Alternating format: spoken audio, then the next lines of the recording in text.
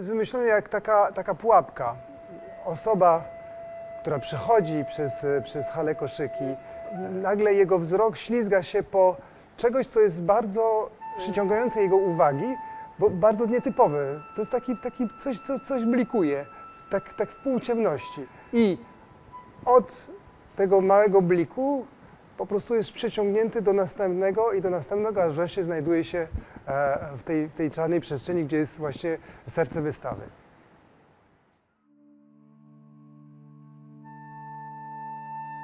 Ta wystawa to jest pierwszy raz, jak mogę pokazywać pracę, którego wspólnym mianownikiem jest właściwie rzecz może drugorzędną, ale w pewnym sensie ważną, czyli kwestie technologiczne czy format. Te prace, one powstały przy okazji szerszych cykli, ale wyabstrahując od tych spraw czysto technicznych, za każdym razem każda z tych prac usiłuje przekazać inną treść.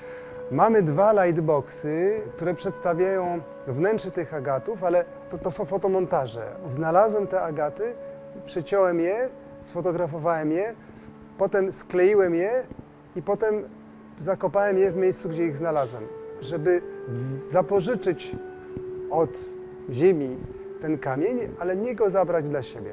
W przypadku groty agatowej, no to jest taka zabawa z ideą, że możemy zaglądać do środka kamienia, jednocześnie nie łamiąc go, co jest rzeczą niemożliwą. No to jest właśnie taki organiczny mój zachwyt do kamieni, które są brzydkie z zewnątrz i są cudowne w środku. Ale żeby osiągnąć ten środek, no należy właściwie niszczyć ten kamień. I wtedy pojawia się taką ferię kolorów, barw, form, którą jest za każdym razem inna i za każdym razem zachwycająca. Następnie mamy Alef, który też jest wolnostojącym obiektem. Ono ma dwa podpory koncepcyjne. Z jednej strony to jest Alef Borgesa, czyli to jest taka powieść, gdzie Borges, doświadcza miejsce w przestrzeni, które zawiera wszystkie miejsca w przestrzeni. I to jest trochę taka sytuacja, że ten obiekt możemy okrążyć i on przedstawia takie niekończące się perspektywy ze wszystkich stron. Żeby tłumaczyć właśnie, na co patrzymy, na ideę tak zwaną space frame, czyli to jest taka technologia konstrukcji, która istnieje już od dłuższego czasu, ale bardzo była rozwinięta w latach 60.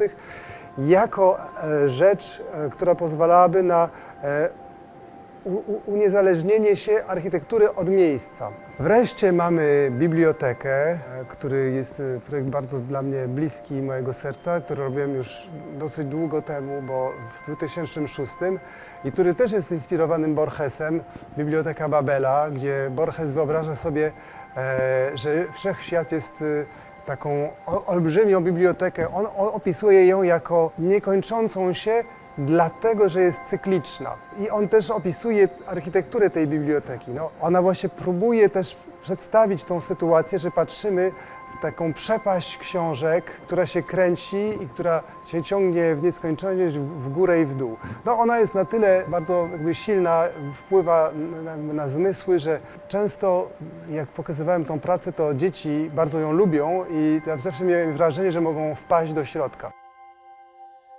I jest też taki drobny filmik zapętlony, meandrując po bibliotece.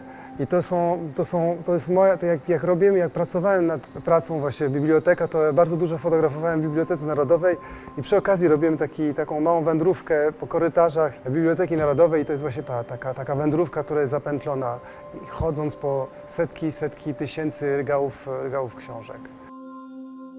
Zapraszam.